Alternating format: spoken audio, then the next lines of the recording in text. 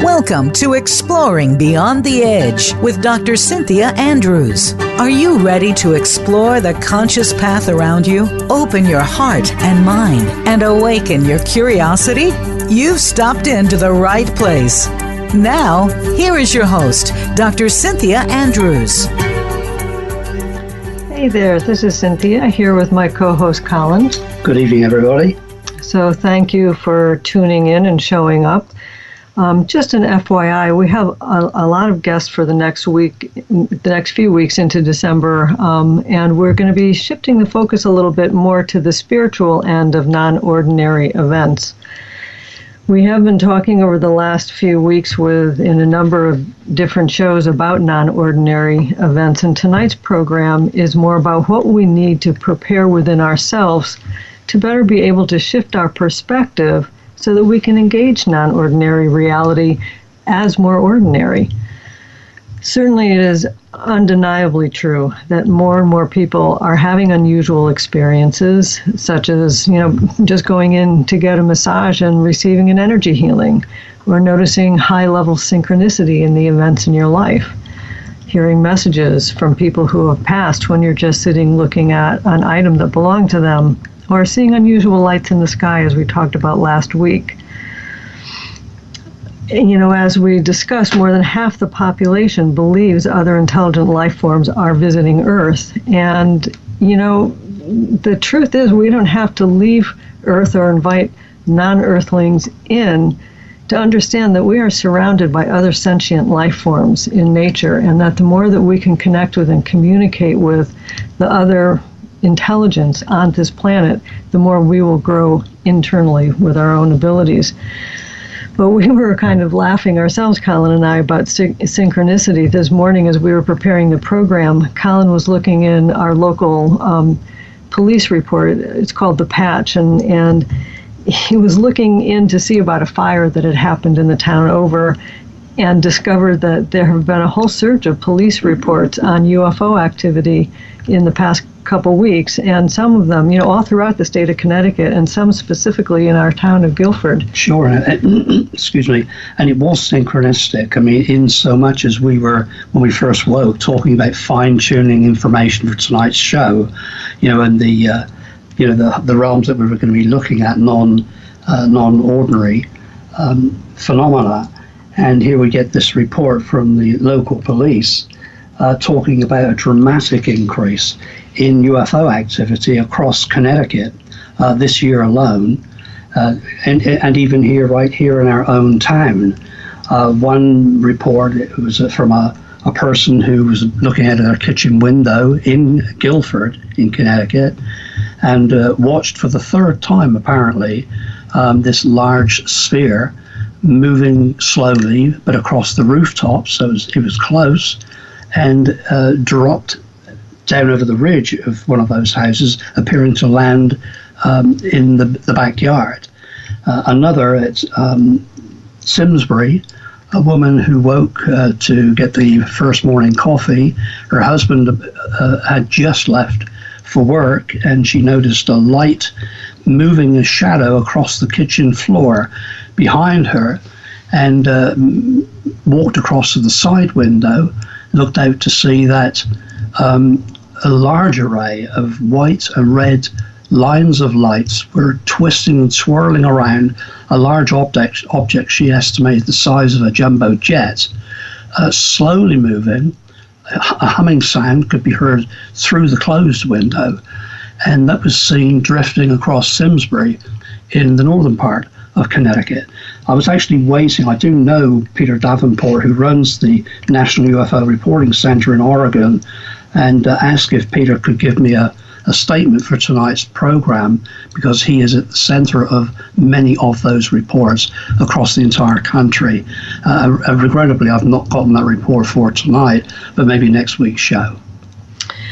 Yeah, it's funny. So last week we mentioned that people are often compelled to go to a certain place or do a certain thing that results in an encounter.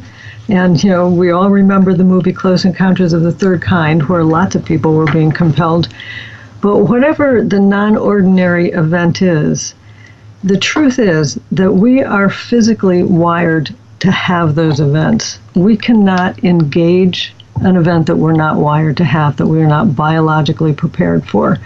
Scientist Dean Radin, who we talked about, we talked with on November 12th, mentioned that not only are abilities such as telepathy and precognition possible, they are inevitable, meaning that this aspect of our brain and this ability that we have will be activated as part of our evolution.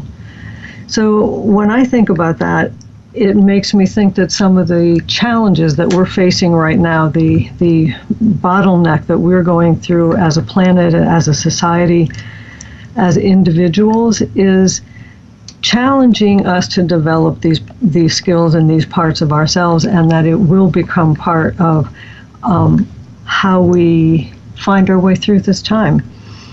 So the question then becomes, are there things that we can do to help shift our perception and use those skills more fully, more appropriately? So I thought we would start with just a little exercise right now before we go any further. If we can just get a little bit comfortable where you are right now, get your feet on the ground, adjust yourself so that nothing feels that is drawing your undue attention from discomfort. And let's just let go of everything that we're still holding on to from our day. Every inconvenience, every difficulty we had sitting down and making time to be here, every job that was left undone, just allowing ourselves to become fully present right now in this moment. And notice how you feel. What do you feel in your body? What kind of thoughts are running through your head? How hard is it to marshal your attention? No need to change anything, just notice. Relax your shoulders, your hands, your face, your stomach, your legs. And if you notice something that hurts, if you have pain anywhere that calls your attention, instead of resisting it, take care of it. Embrace it like a child. Offer this pain your breath, the breath of life. Just breathe. Just breathe to that area and observe. Drop your attention down out of your mind and into your body. Take a few deep breaths, inhaling relaxation, pressing relaxation into every cell, and exhaling tension. Inhaling peace, exhaling tension. Inhaling light, exhaling tension. And just allow yourself to be in your body, listening to your body's messages. And as you relax, just from this 2 minutes, you might notice that you're no longer in the same body you were in when we started. You may feel that you're more present in the moment, more grounded in your body, and better able to focus your attention. And it's this ability to be in your body and able to focus your attention that makes you able to perceive beyond the limits of the trappings of the mind. Tiokas and Ghost Horse mentioned in the interview with him on October 29th that there was a time when humans spoke the same language as the rest of nature, but we have somehow lost that ability through our fascination with how our mind can manipulate the physical world. But that language is coded in our bodies, and we can access it through our awareness. And the way that we access our awareness is by focusing our attention in the present moment, present time awareness. This is the first tool in our toolbox to engage non-ordinary reality. Yeah, I think that there really are many descriptions that people give of having altered states of awareness prior to non-ordinary events. And I've got a few thoughts on that. My thoughts are, and in my experience, that the ordered states of mind can be conducive to a non-ordinary event by chance or circumstance, but can, and I think this is obviously where much of your work is, can consciously be assisted by meditation or prayer or by relaxation techniques, bringing ourselves back to the now, which I think can be assisted by an external stimulus, like having a shower or a massage can help if you're lucky. But I mean, as you know, that's, some of the handful of experiences I've had, which has really kept me on this path of research, has come with an external stimulus of a hot shower. And, it helps us escape background mental cluster, that clutter. It brings us back to inner self. I think it's all about making ourselves open to a wider reception by entering that magical state. It's entering that alpha to delta and perhaps further down the line to theta state. Much of our own research on that, as you know, was carried out with that amazing inventor Masaru Kahata in New York. Things there that we could probably run another program on for sure. But those are my thoughts on them. Certainly, in self-examining some of those things that have happened. Yeah, so what we're looking at is that we can refocus our attention using our breath and mindfulness and awareness. And also our attention, these events themselves can influence our attention and our state of mind. I remember when I first met you in 1991, you were giving a lecture at John White's conference, the Omega Conference in New Haven.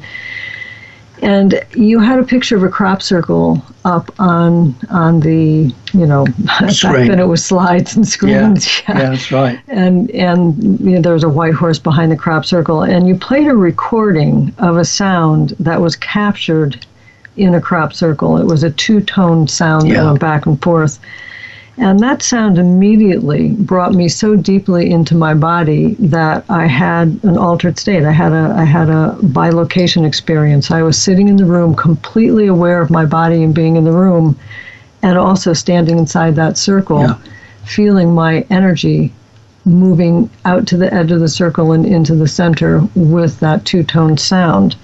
Have other people had experiences like that with that sound? Absolutely. You are far from alone in that experience.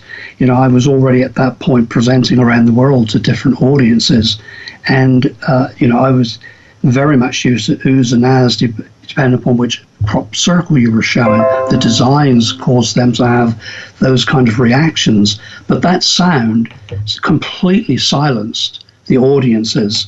The emotions were quite extraordinary.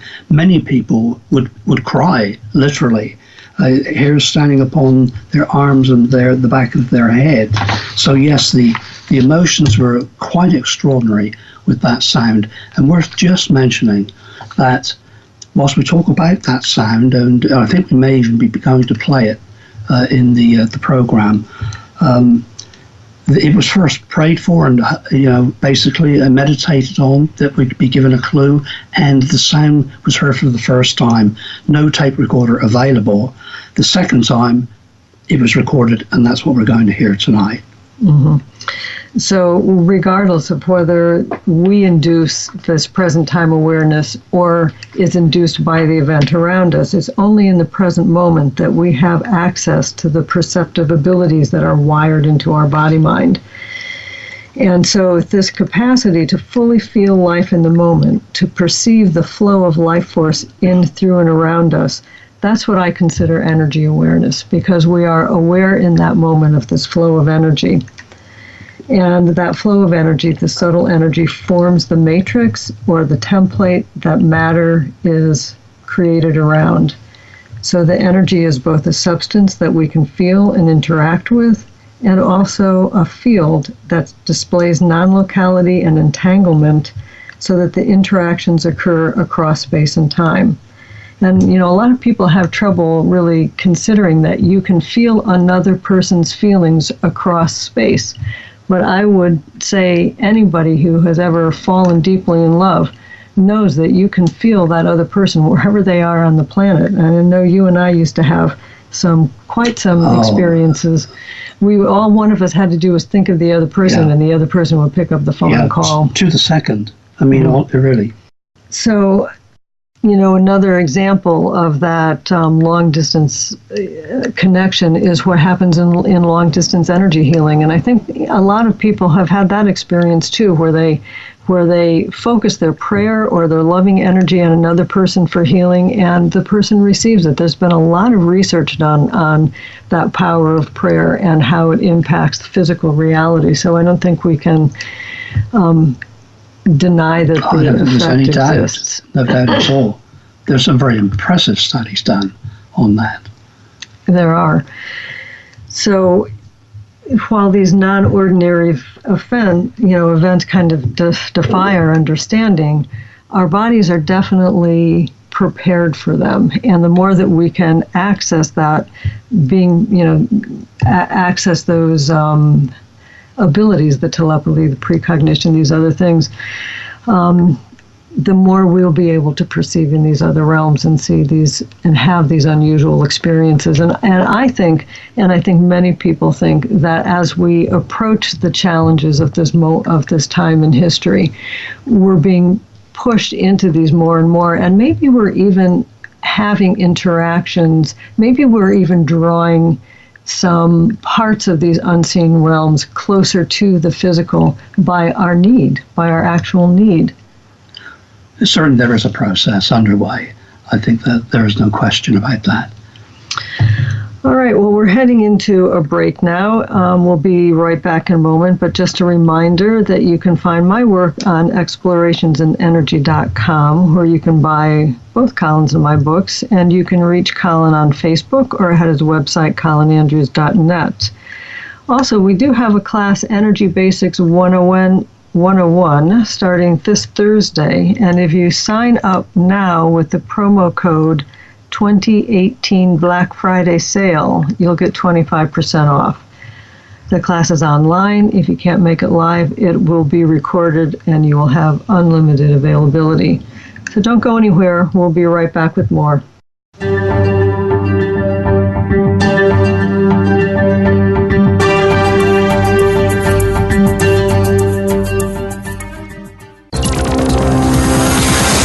It's your world. Motivate, change, succeed. VoiceAmericaEmpowerment.com.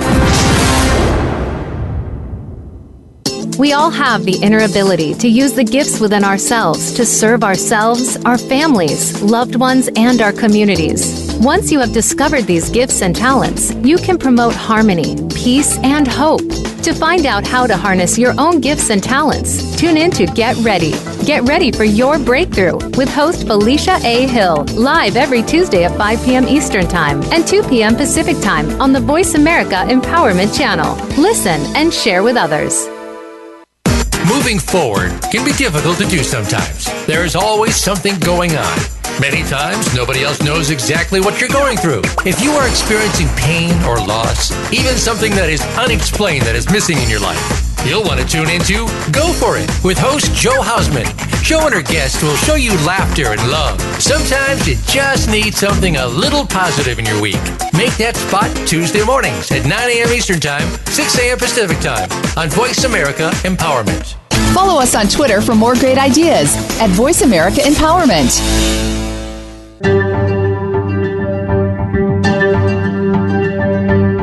This is Exploring Beyond the Edge. To reach Dr. Cynthia Andrews or her guest today, please call 1-888-346-9141. That's 1-888-346-9141. You may also send an email to energyexplorations@gmail.com. Now, back to our program. Welcome back. So we're talking today about accessing inner tools to engage non-ordinary reality. We're talking about accessing our intuition, using our attention and our intention, which we will talk about more in a moment, and accessing our body awareness, where our felt perceptions reside.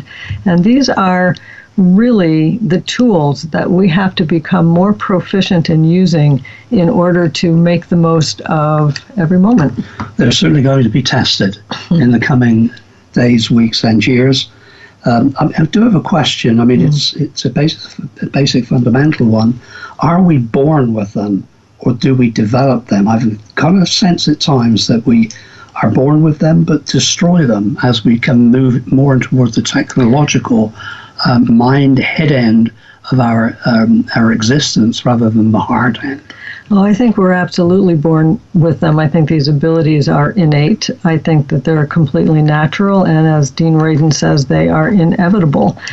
I think the problem is, I think back to my daughter Erin, who used to remember her previous lives and talk about them when she was a child. She described picking me as a mother out of a newspaper and then picking her father out, and described how that whole event took place. She came in when I was doing a massage on someone, and said he had a black tornado in his heart and I needed to put a crystal on it. So, I think that all of us as children have access to this aspect of our nature, but I think we are socially engineered out of it. We're trained out of it. We're laughed at. These are our imagination, our imaginary friends. We're told that to engage it might even be the devil, so we're made to fear it, and we're made to fear it at a very young age. And eventually we forget that we have it all together. And then I think that it can come back. Well, you're talking about children. My brother Peter, as you know, was a senior caretaker at a primary school in Andover, England.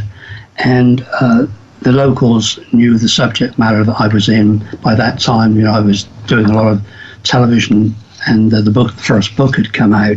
So he was asked by the principal there to ask if I would be prepared to go in and present to these children. I'm talking now about 5 to 7 year olds, so average of 6 years of age. And, I did my presentation to several classes that had been gathered there.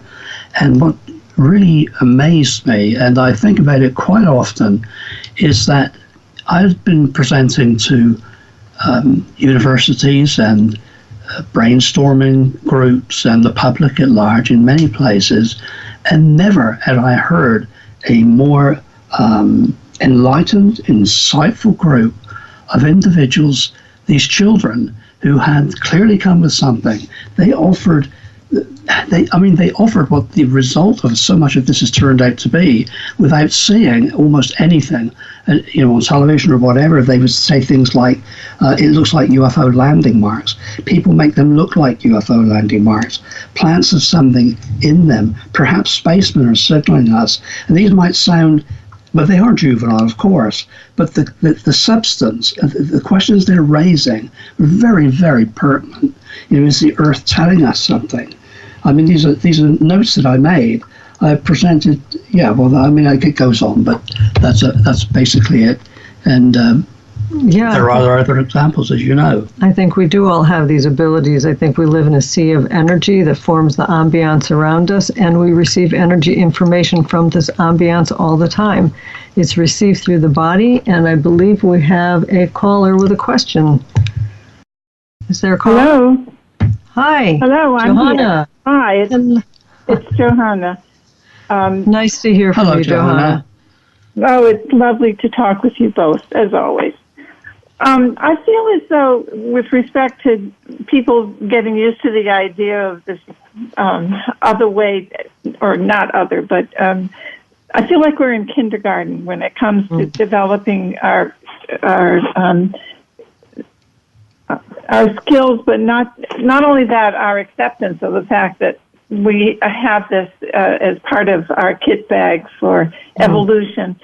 And so it all sort of falls off when it's when we ask ourselves, okay, so I can guess who's on the phone before I pick it up and that kind of thing. But what I'm curious about is how can you imagine where this will eventually take us as we remember, I think, what we once knew? I think that's a great question, and I think that the more time that we spend talking with each other and creating that imaging, create what would the world be like if we had these abilities foremost all the time. And if we could really vision that world, we'd have a better chance of bringing it into fullness of being. I think it's a really great question. Don't you think perhaps also and what a wonderful answer. Because if you don't think that way, if you don't intend that way, then you feel as though you're just tossed upon the seas of circumstance. Mm-hmm. And this is what a wonderful answer. Thank you so much. Oh, you're very welcome. So, it comes back. So we receive this information from the ambiance through our body, and what your question is really getting at, I think, to me anyway, is why aren't we more in our body? Why do we stay out of our body all the time? Like, if you remember back to our very first session together, we talked about felt perceptions, and felt perceptions being the combination of emotion, body sensations, and sudden kind of mental thoughts that compel us into action. And, so we've all had the experience of our hair standing on end just before something scary happens, or getting goosebumps when we hear a story that feels true on a deep level. And, those are non-conscious communications of energy information that we have to be present for in order to pay attention to. So why and not is be it so? Afraid. Not be afraid when they occur. That's exactly true. And fear has been the way that we've been socially engineered out of these awarenesses. We've been trained to think that we'll be made fun of, we'll be ridiculed because it's just our imagination, or something bad will happen to us because we're engaging, the devil in some way. And so fear has been probably the biggest manipulative tool. And, fear is an emotion like any other emotion. It has a function. It keeps us safe, and it gives us energy to fight or flee if we need to act on our safety in some way.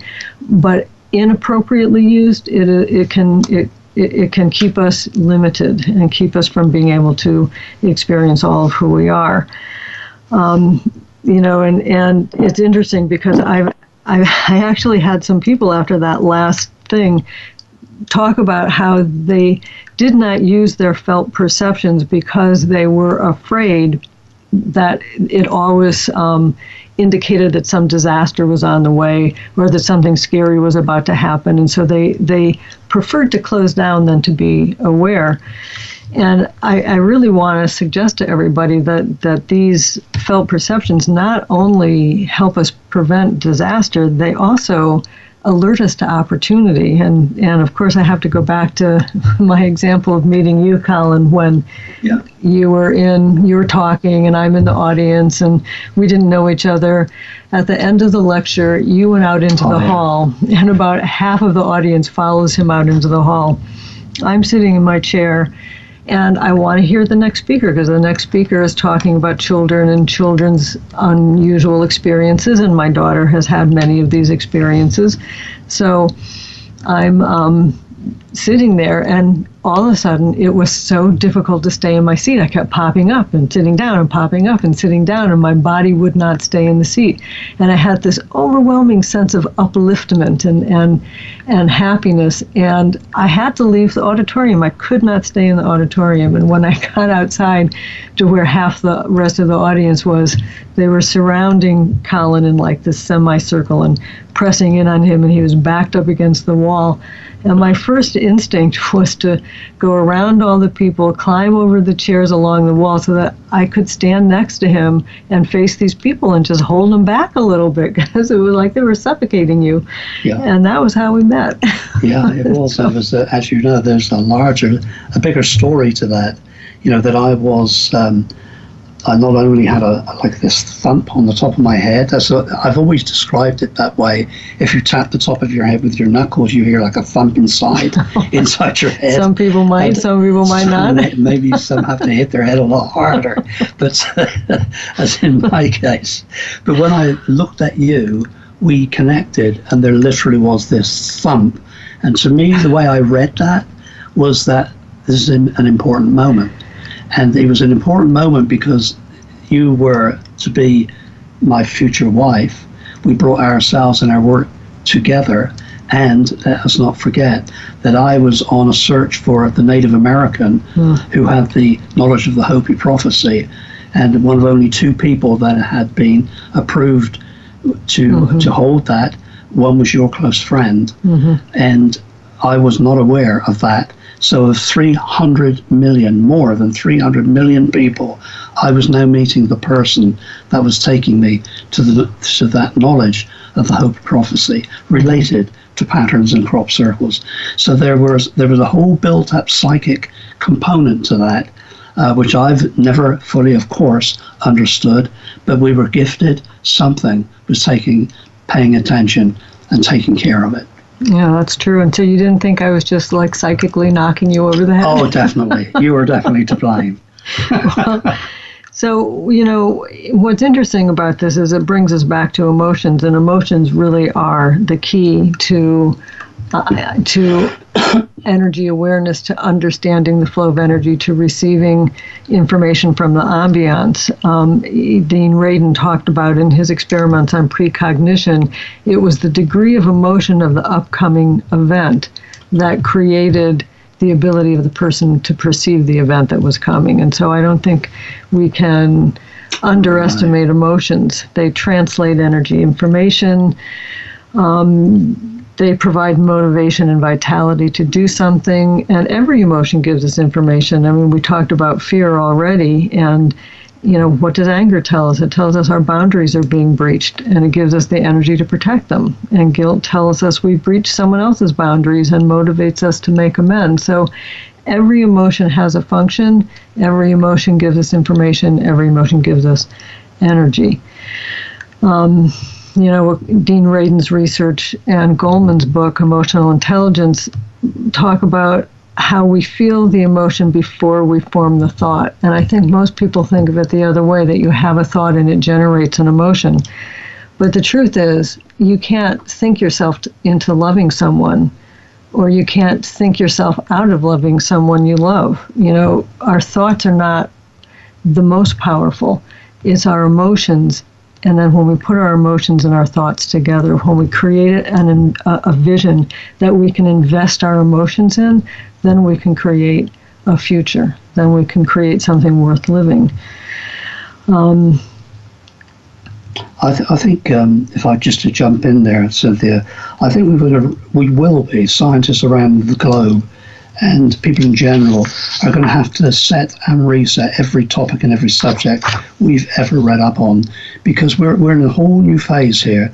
To me, it's one has to go way outside the box and to consider a holographic reality where there are spectrum of electromagnetic components, as well as in the visible and the non-visible, in the color spectrum, in the emotional spectrum, that there are spectrums of many things we don't yet even know about. And yet all of that is multiplexed in the holographic design, as it were, in which you could levitate yourself and your current situation, the here and now, on any subject, and find that this is going to be not only interconnected across all of those subjects, but phenomenally interesting and positive. We are powerful beings. Yes, and we are. Suddenly switches are going on and we're realizing it. Mm-hmm. Anything to add, Johanna? Oh, I don't think she's there anymore. Well, so the bottom line is that emotions are true. Emotions speak from the heart, not the mind. And as we learned from Mark Crowley in the discussions on leading from the heart, and from Teokas and Ghost Horse, and from Dean Radin, it's through the heart that we connect, and through the heart that our life is motivated, and through the heart that we engage non-ordinary reality. So we have to be able to connect with and live in the heart and in the body and in the present moment. I think the true, accurate intuition comes that route too. Mm-hmm. I think our intuition, which is a component of all of this, is the whole new paradigm is moving towards intuition, psychic abilities, reading energies we've not even thought of before, because our intuition has become scattered. It's very difficult to pull out, why am I thinking this? What is that? When we've become so scattered in ourselves, we're losing who we are, let alone anything else. We've got to build up on our heart, take some quiet time, go within, know who we are, and then step gently forward with the right mindset.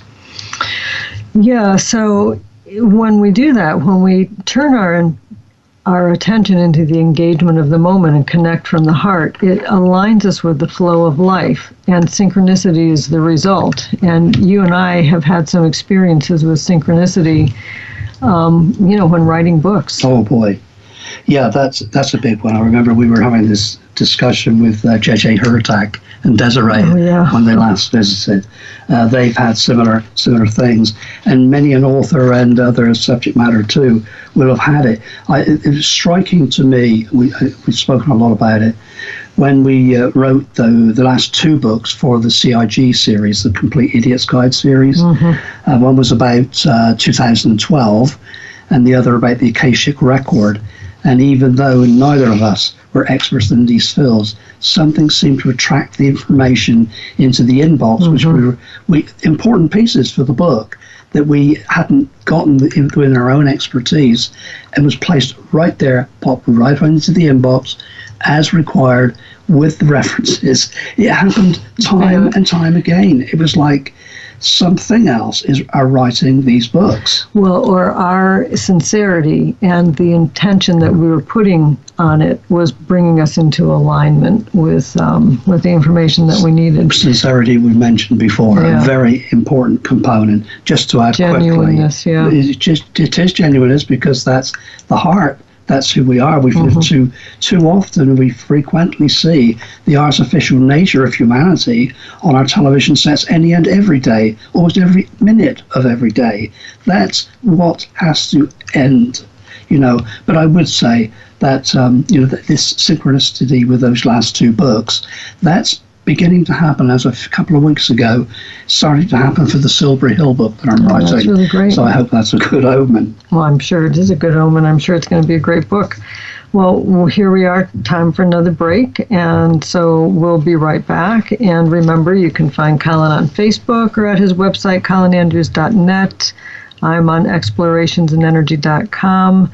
And if this is really interesting you, if you would like to know how to use your energy awareness to live more fully, to overcome the blocks in your life, our Energy Basics 101, sign up with the promo code 2018 Black Friday sale, and BF and S are all capitalized, so capitalized Black Friday and sale, and you'll get 25% off. So hope you can make it, and we're taking a break.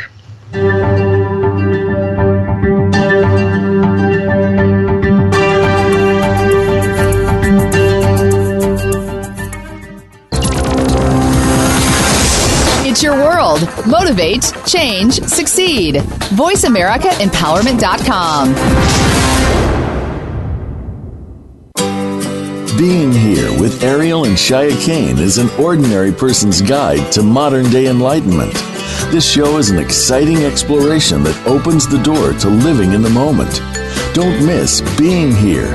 Tune in every Wednesday at 9 a.m. Pacific Time, 12 p.m. Eastern Time, with award-winning authors Ariel and Shia Kane, right here on the Empowerment Channel. It's time for you to take a sweet and honest look at your life. Tune into Living Within the Sweet Spot with your host, Nikki Klegel. Each week, Nikki invites you to call into the program, where she will connect with each listener to show the power of God's love in every unique instance. There are gracious gifts and elements of power within each one of us. You just need to discover them and find your life's purpose. Live healthier and happier. Listen every Wednesday at 10 a.m. Eastern Time, 7 a.m. Pacific on Voice America Empowerment. The Voice America Live Events channel is here now to showcase your corporate, individual, or organization's live event. Visit voiceamerica.com/live events to see all of our past live events and find out more. Whether it's a multi-day conference, special speaker, or single-day event, we've got everything to make your event a success. We can do a few hours or a few days. For more information about taking your event to the next level, call Jeff Spinard at 480-294-6417 or email info@voiceamerica.com. Again, that's Jeff Spinard at 480-294-6417 or send us an email to info@voiceamerica.com. Voice America is where you are and where you want to be. Join us around the globe as we broadcast live from some of the most interesting events available. Don't forget to view all our live events, including on-demand access to past events that you may have missed by visiting voiceamerica.com/live events. Follow us on Twitter for more great ideas at Voice America Empowerment.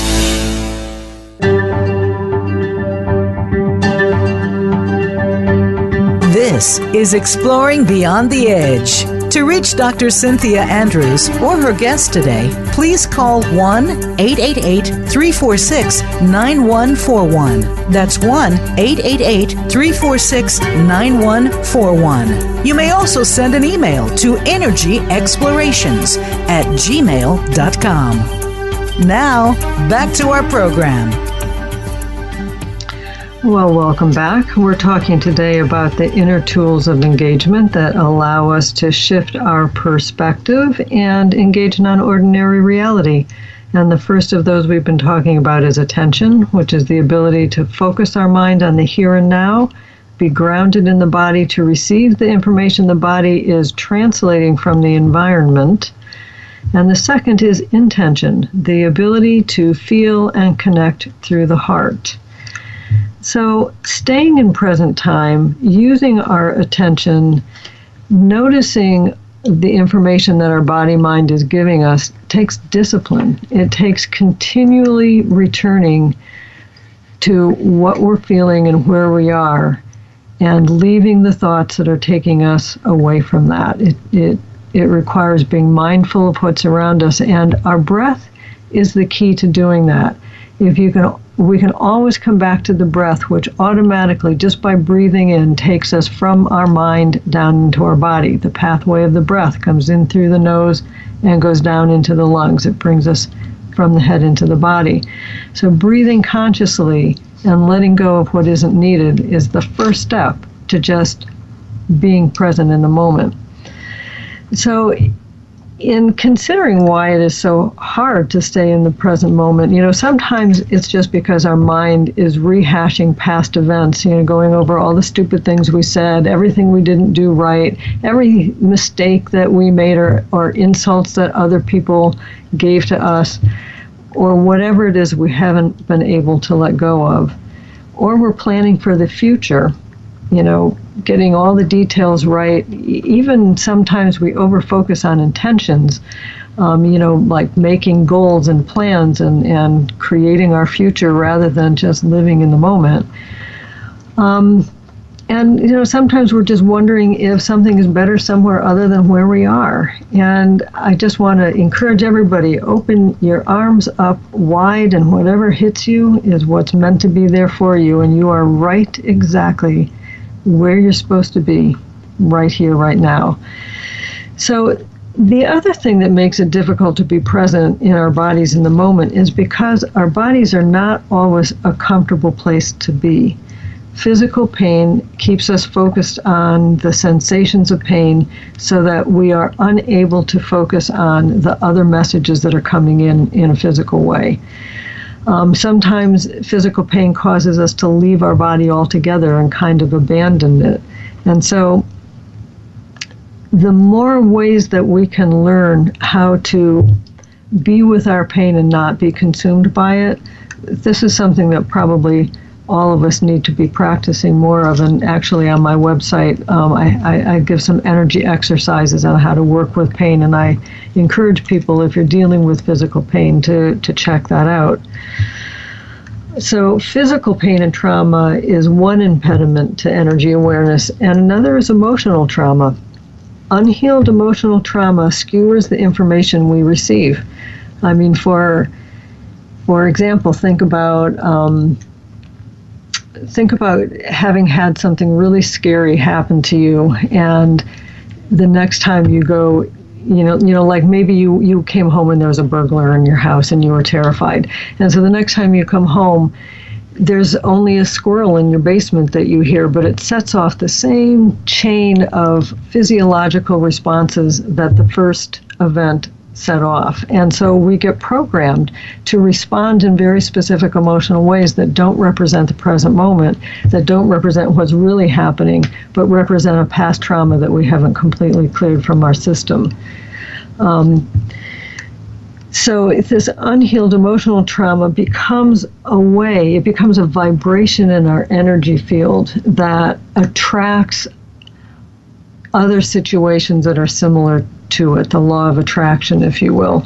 And it also programs our mind so that we become very easily manipulated. If you have unhealed resentment inside of you from the way that you were treated as a child, that resentment can become grabbed and focused in any direction. All someone has to do is sympathize with it, give you an excuse for having it, and then point the direction at another being as being responsible. And now all that resentment will go towards that other group of people or that other situation. And there you go. We're polarized and we're manipulated. And I think that goes a long way to explain many of the things happening socially right now. But there is a way out. And Dean Radin really gave us that way out when he talked about the way that the observer influences what is being observed. And the way to heal our emotional trauma is to witness it. And so what does it mean to witness something? It means that when we feel that anger, when we feel that fear, when we feel that sense of worthlessness, of not being enough, rather than trying to suppress it, rather than trying to run away from it, rather than trying to rationalize it, we just sit with it and we embrace it. And we observe what the feeling is telling us with compassion, without judgment or criticism. And that observation alone is enough to change it. Just the power of observation. You're very good at that, I must say. I find it very difficult. If somebody has angered you and deeply, unfairly, unjustly said about you, as it were, especially if that is exposed to the public, to the wider world, the level of pain that leaves inside of you is very difficult to deal with.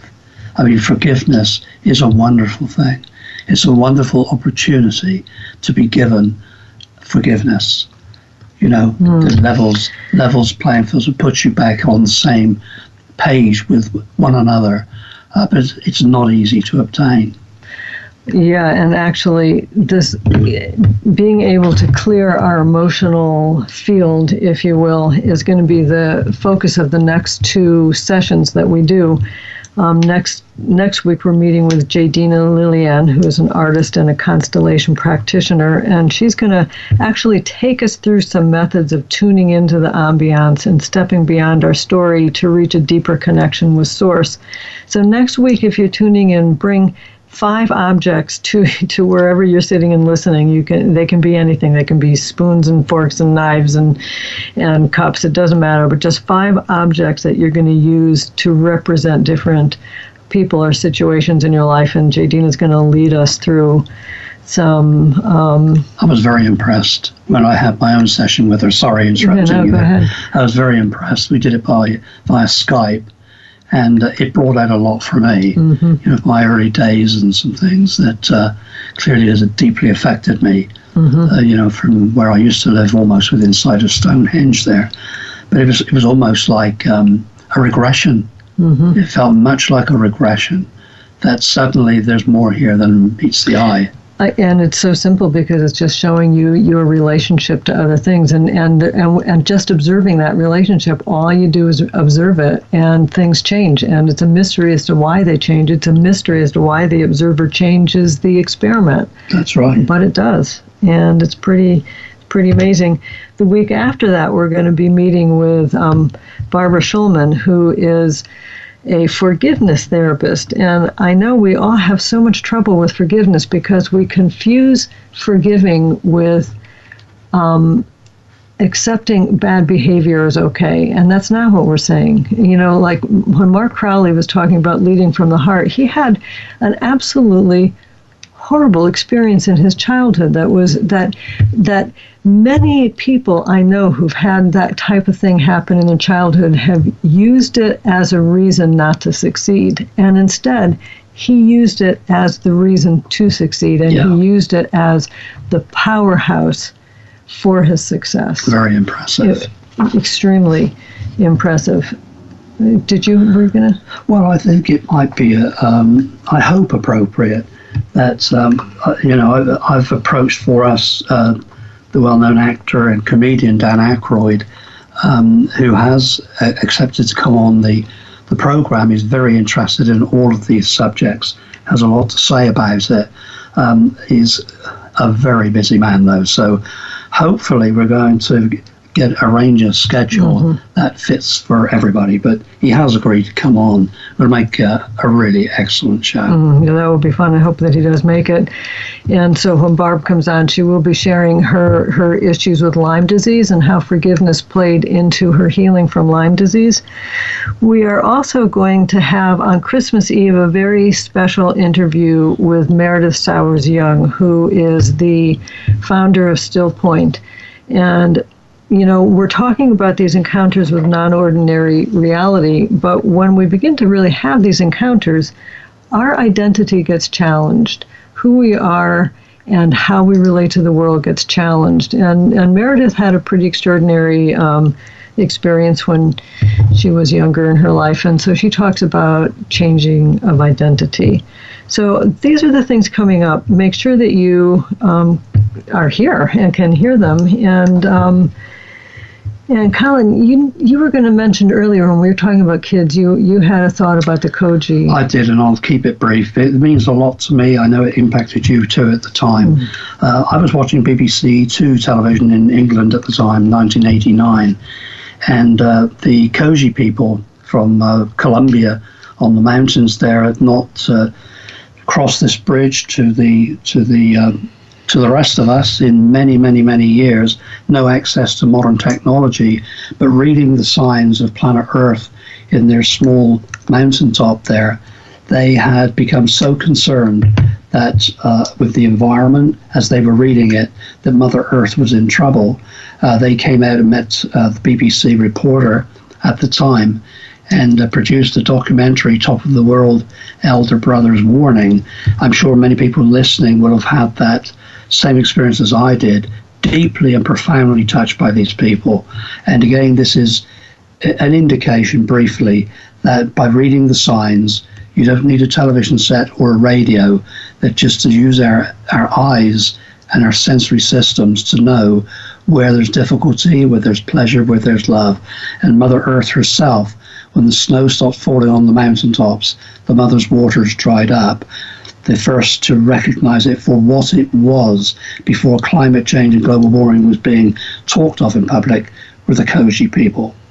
And so, here we are, and I was listening to an interview with astronaut Mark Kelly today, and he was saying that the scale of planet Earth, when looking from the ground up into the sky, comparing the scale of the sun and the moon, one sees the vastness of the universe. But from the sky, as an astronaut up there in space, looking down at planet Earth, one sees the thinnest film around this planet, which is everything that exists between life and no life on planet Earth. We've got to take care of it. Yeah, and actually that reconnecting with the language, as Tiokasin was talking about, we are going to have a program on animals and animal communication, and that will probably be coming up the week before Christmas.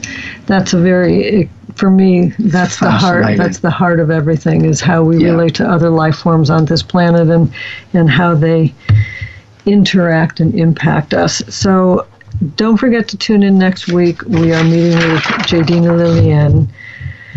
We do want to play the sound, so we're going to get right over to that right now. Don't forget, there's still time to join our Energy Basics class. So, and just as you're setting that up, Cynthia, this is the... Okay, go ahead. Okay, if we don't destroy the studio here. This is the sound recorded in the crop circles for the first time. It had been heard once before, but this is the sound that has quite an effect upon a lot of people. You'll hear it as recorded first. Maybe. And then it's slowed down in increments of 50% so that you can hear the component parts of that sound. It's very unusual sound, and as I say, creates all kinds of emotional effects upon the people. And of course, the sound is now not playing. No, here we got it. I think we got it. Is it? Are we there? I think so. If we have time. I guess we'll play it to the run out. Here we go. I think. Maybe. No. Oh, here we go. That's as recorded.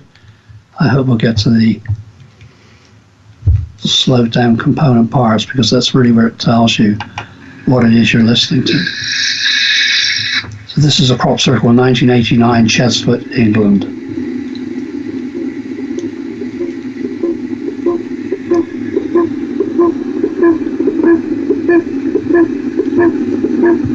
The events of that night were reported up to the head of state, which I was involved in myself personally. Some extraordinary things happened. More to be said later.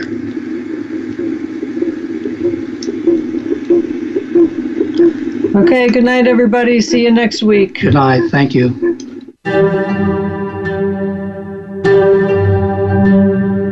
Thank you so much for joining us today. Exploring Beyond the Edge is heard every Monday at 4 p.m. Pacific Time and 7 p.m. Eastern Time on the Voice America Empowerment Channel. Until our next program, Dr. Cynthia Andrews wishes you a great week.